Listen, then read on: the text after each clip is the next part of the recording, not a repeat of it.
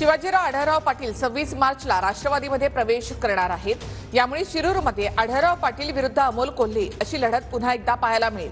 शिरूरच्या आंबेगावमध्ये अजित पवार गटामध्ये आढळराव प्रवेश करणार असल्याचं तटकरे यांनी म्हटलं आहे।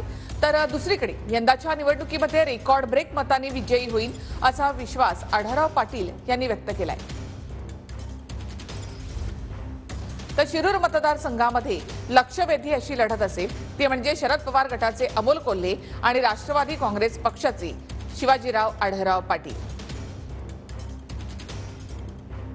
20 तारखेला संध्याकाळी फार मोठा पक्षप्रवेशाचा सोहळा शिवाजीराव आढळराव पाटील आणि त्यांचे सर्व सहकाऱ्यांचा राष्ट्रवादी काँग्रेस पक्षामध्ये करण्याचा आम्ही त्या ठिकाणी निश्चित केलेला आहे। आणि त्याच्यामुळेच ज्या अर्थी एका ज्येष्ठ सहकाऱ्यांचा दीर्घकाळ लोकसभेमध्ये अतिशय उत्तम पद्धतीने काम करणाऱ्या शिवाजीरावांचा राष्ट्रवादी काँग्रेस पक्षामध्ये प्रवेश आहे, याचा अर्थ आपण त्याच्यातनं अन्वयार्थ काढू शकता। माझं जे कॅल्क्युलेशन आहे, मी आजपर्यंत ज्या निवडणुकाला जिंकलो आहे, काही नसताना एक पहिली निवडणूक 30,000 मतांना जिंकलो, दुसरी 1,80,000, तिसरी 3,03,000, चौथी निवडणूक सगळ्या निवडणुकांचे रेकॉर्ड तोडतील अशी मला अपेक्षा आहे। दार ठोठावल्यानंतर उघडलेलं एक दार आहे, त्यामुळे बाय चॉईस येणारी उमेदवारी आणि नाईला जास्त दिली जाणारी उमेदवारी यामध्ये फरक आहे असं मला वाटतं। एखाद्या पक्षाच्या राष्ट्रीय अध्यक्षांना येऊन त्यांच्या आमदारांची समजूत काढावी लागणं, कार्यकर्त्यांची समजूत काढावी लागणं, मनोमिलन करावं लागणं